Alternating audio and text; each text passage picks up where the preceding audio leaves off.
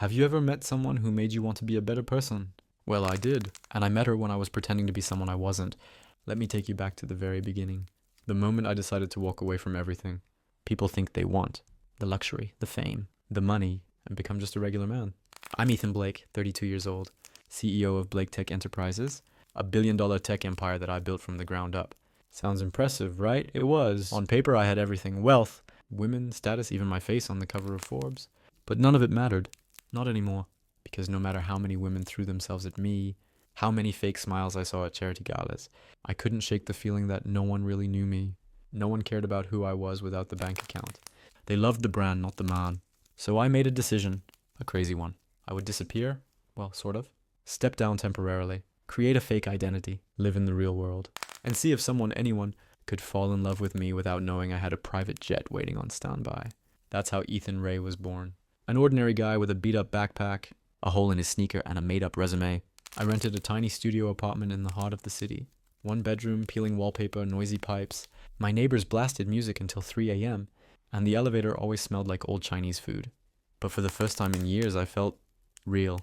My assistant Jordan thought I was losing my mind. "Are you sure about this?" he asked while helping me pack. "This isn't some undercover CEO Netflix thing.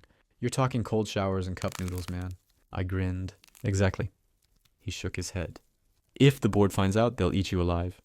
"They won't. You're the only one who knows, and I trust you." He sighed, but he supported me. Loyalty like that is rare. I promised to check in weekly, and he promised to cover my tracks. I started my new life the very next Monday.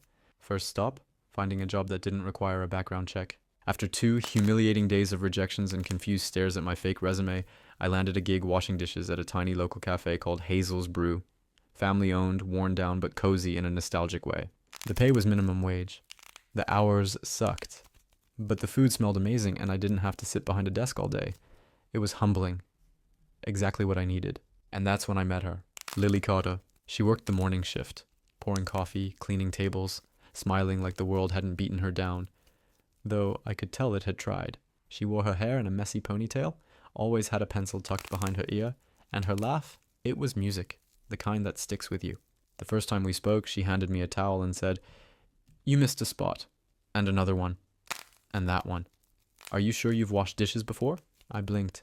"Totally, just not in this decade." She smirked. "Well, welcome to Hazel's. You're going to need gloves, and maybe a tetanus shot." I laughed, genuinely, for the first time in weeks.